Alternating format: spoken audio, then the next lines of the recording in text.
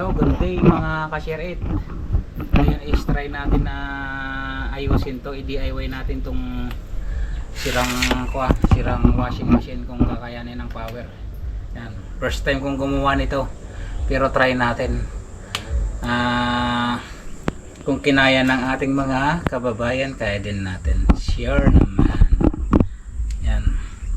Bali, pinalitan natin lahat ng ito. Pakita mo Pinalitan natin ng spin motor sa wash motor. Bali, ito yung tinanggal natin. Yan, ito. Ito yung spin. Ito naman yung wash nya. Ayan. So, dito na tayo sa wiring. Bali, naikabit ko na to dito. Ito na lang niya, yung ikakabit natin. Bali, ito yung ating capacitor. Yan, dito sa capacitor, hindi naman tayo dito maliligaw, I'm sure. Kasi, yan, may dito may parang divider. Tapos naka-color coding yung mga kulay niyan. Itong katulad dito sa blue and yellow, nakalagay dito is blue and yellow is 10 UF or yan. Tapos itong red black nakalagay naman dito is 4 UF. Itong 4 UF is dito sa spin, mas mababa ng ang capacitor nito compare dito sa wash motor. Yan. Okay, patuloy na tayo mga ka-shorot. Yan, lagyan lang natin, express lang natin itong mga wire. Okay, let's get it on. Unahin natin dito sa kanyang washing motor. Yan. Yan ang washing. Itong na to, blue and gray. Ito yung ikakabit natin ngayon sa Pogi ba si Kokoy? Nakakahilo no sa mga baguhan, pero matututo rin kayo nito. Yan. Okay, let's go. Let's go. Itong bali na ikabit na natin dito yung common. Yan. Ibig sabihin ng common, kung ano ang nandito sa wash motor, na dito na sa spin motor. Okay. Itong dalawang natira is ikakabit natin to ngayon sa capacitor, which is yung 4. Hanapin natin dito yung 4 UF. Ito yung red and black, sabi niya. Red and black. Ito siya mga kasyaret. Kahit magkabaliktad yan, ito mapunta dyan, ito mapunta dyan, walang problema kasi wala naman siyang polarity. Yan, express na natin. Mamaya na natin siya lalagyan ng tape para testingan natin mamaya kung aapoy ba. Pag nasunog, pasensya na lang. I'm sure hindi makasira kasi bago natin to ginagawa is inaaral muna natin. Yan, nagre-review muna tayo sa YouTube University bago natin siya ginagawa. Okay, let's go.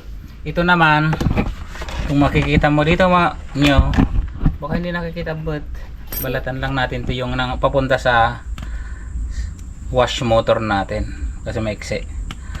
Kabit na rin natin yung capacitor nya. Bale, nakalagay dito din, yan, lalagay yung 10 UF natin is, sabi ni dito is blue yellow, kaya hanapin natin ito yung blue yellow. Yan, wala din siyang polarity kahit magkabaliktad pagdating sa capacitor, no problem. Yan, i-iko natin, i-splice na natin. Nakakahilo sa mga baguhan. Pero sa mga professional na gumagawa dyan, lalo na yung mga nagtatrabaho sa YouTube Universities, sisiw na lang yan. Pero pag natutunan nyo, sisiw na rin yan. Yan. Matutulong tayong harapin yung takot. Yung comfort zone na sinasabi. Okay. Lagay muna natin dito kasi yan na guys. ititrace pa natin dito yung galing sa ito naman yung galing doon sa timer. Yan, trace lang natin yung mga kung saan siya nakakabit itong mga ito. Yan mga kasyaret, bali itong dalawang wire na to, ito yung pumunta doon sa timer. Yan, ito bali ganyan ka lang ikakabit natin ngayon dito sa, kahit magkabaliktad to, ito mapunta dyan, ito mapunta dyan, ito mapunta dyan, walang problema. Yan, ikakabit na natin dito yan sa capacitor para magkaroon ng reverse and forward yung ating wash motor. Excuse me po. Yan. Tip na natin para hindi ma-short.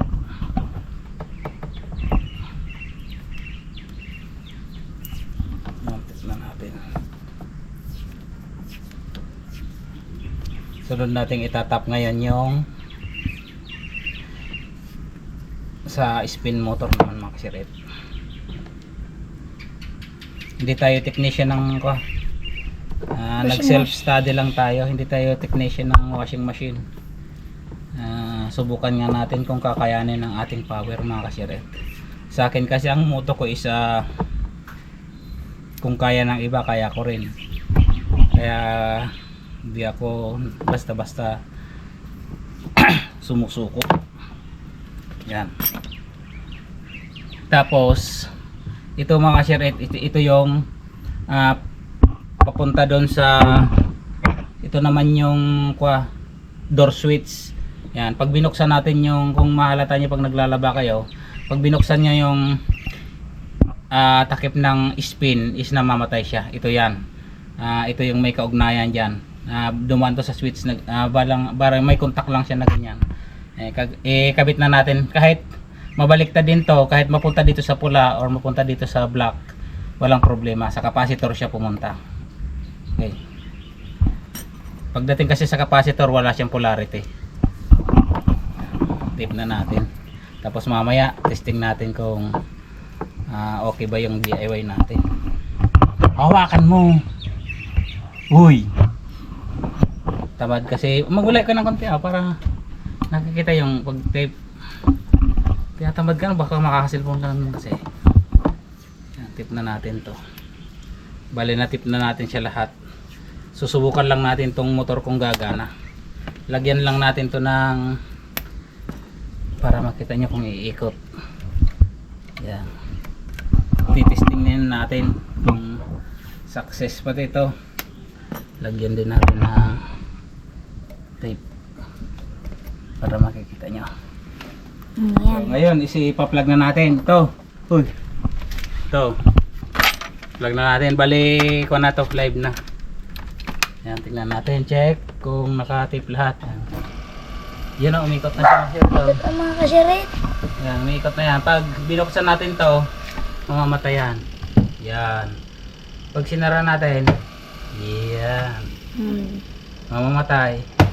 Isa lang direksyon ng ikot ng spin mga siret. Dito naman tayo sa wash motor. Ikukulang natin yung selector, dito natin yung timer. Yun o. Uy! Ayan mga siret. Umiikot na siya. Mga kasiret, tumalsik. Mamamatay na yan. Kasi malakas ang Tapos ikot. magre-reverse. Reverse. Yun o. Yun o. Success! Success tayo. Success na naman sa mga siret. Umiikot na. Gumagana na mga siret. Yan, gumagana na yan.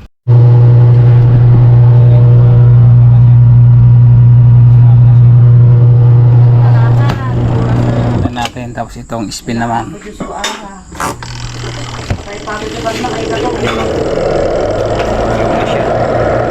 Binuksan natin. Yun, mamatay siya. Iikot ulit. Yan. Okay na. Okay. Maraming salamat sa panonood. Bye-bye!